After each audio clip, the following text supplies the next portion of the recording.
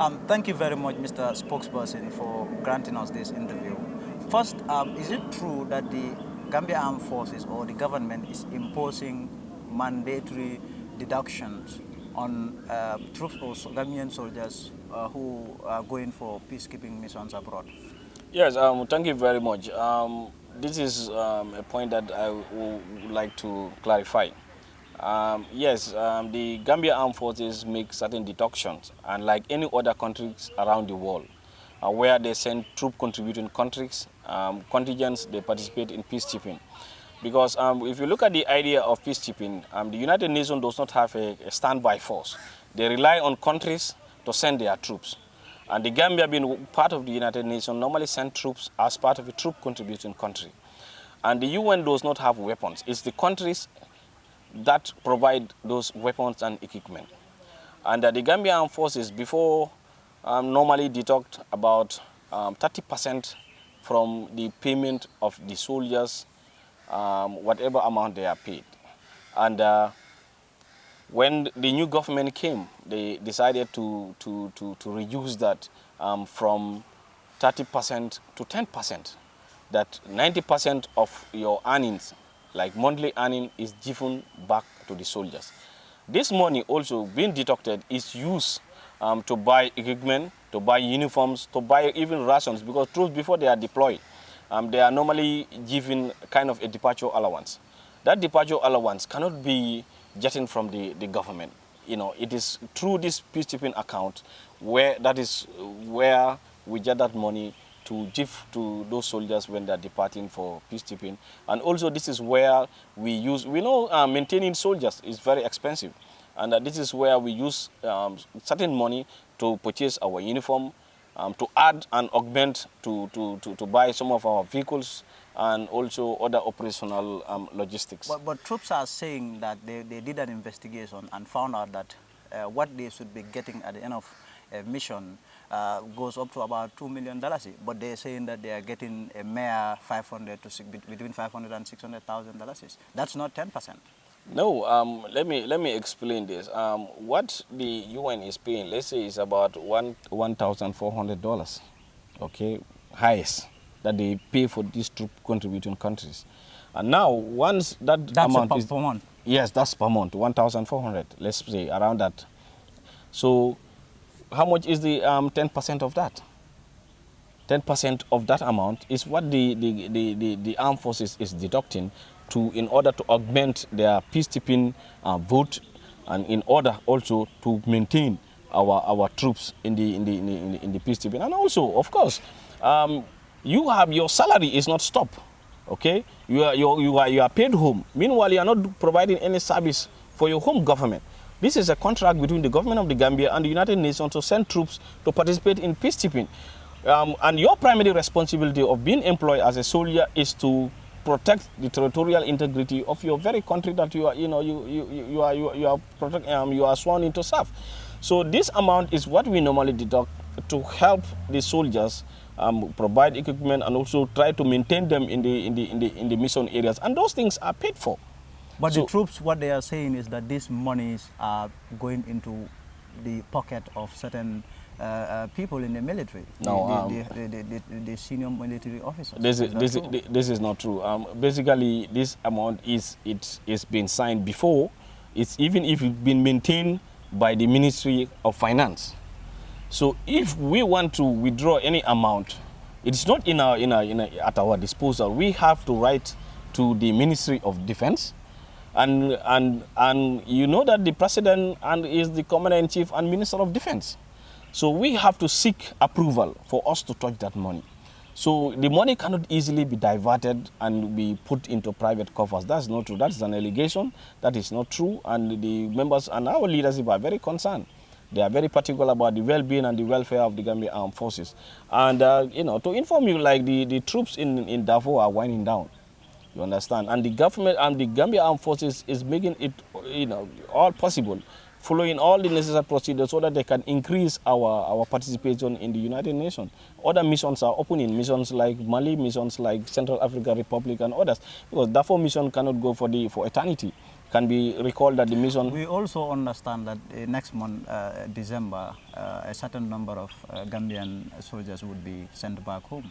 Yeah, Is of course. true? Yes, we have a notice from the United Nations headquarters in New York that the mission in Darfur is winding down. Could be recalled that the mission in Darfur started since 2004. So since then, you know, situations have changed, and the United Nations felt that there is a need for them to wind down, of which all countries will wind down. In that winding, it has also affected the Gambia Armed Forces.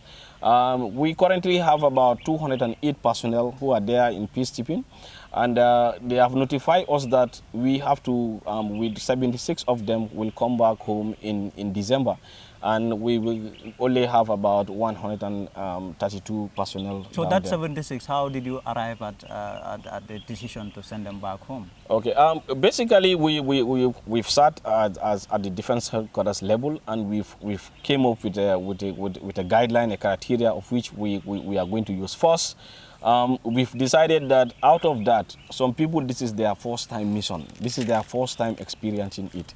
So now and others, this is their second or third time going there. So now, the withdrawal is that those who have been there before and they have experienced it, they have benefited from it, are going to be among the first people to come back, so that they will give experience, they will give chance to other people who this is their first time going for peacekeeping.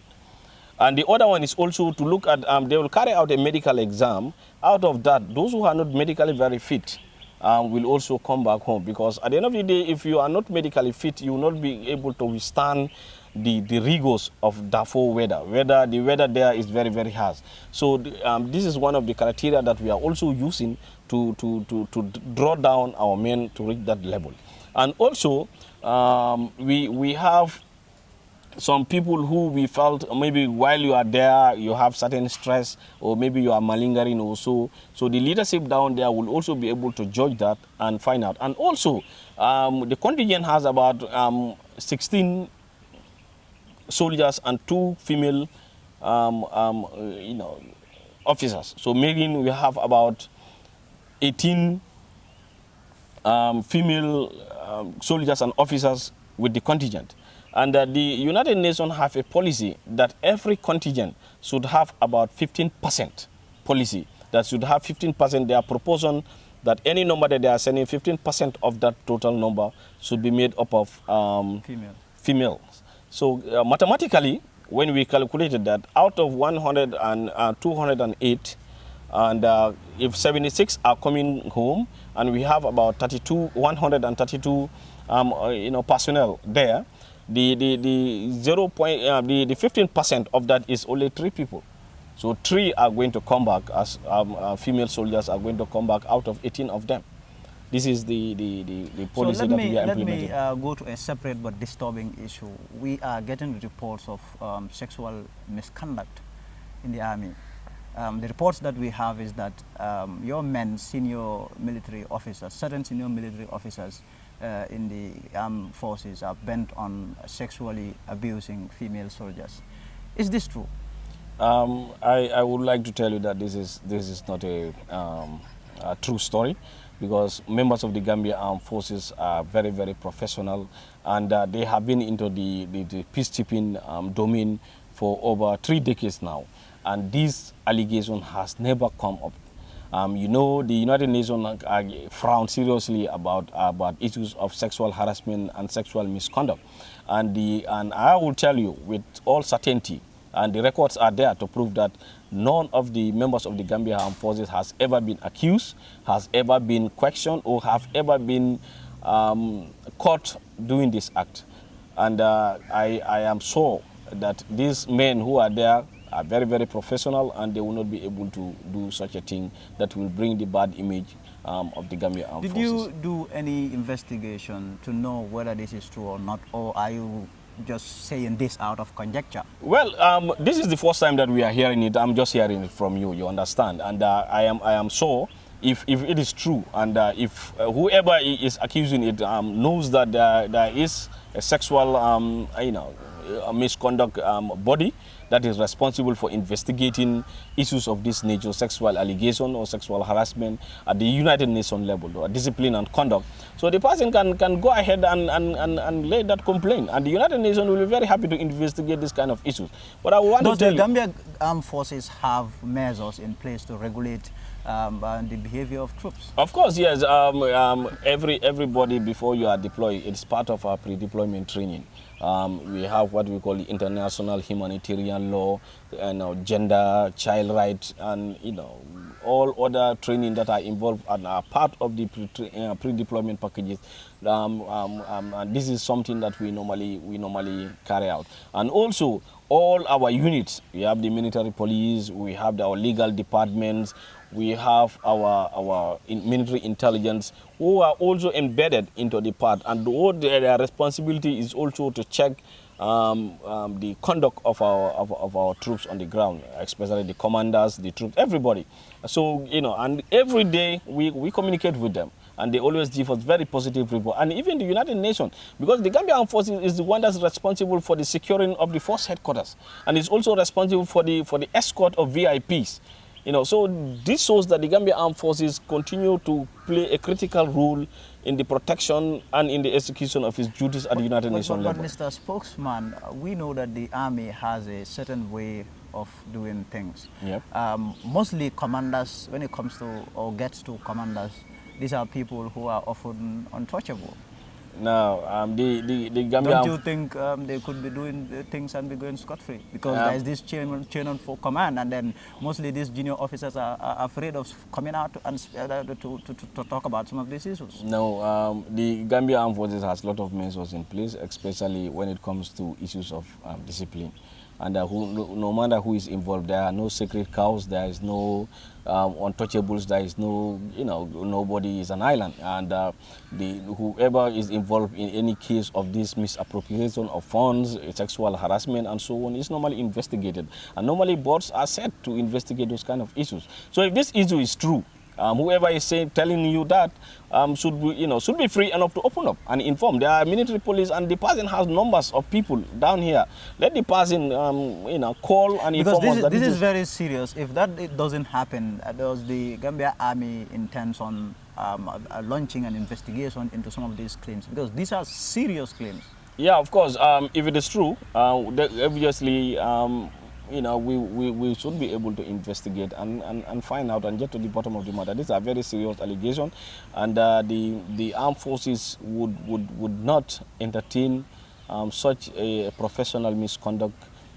If it is true and if it is found out, the person will severely punished. But I would like to assure you that the Gambia Armed Forces and their personnel are very professional, and they normally carry out their duties based on what they are tasked and their assignment. And as I told you earlier, there are no sacred cows, and whoever is involved in anything of this nature would surely...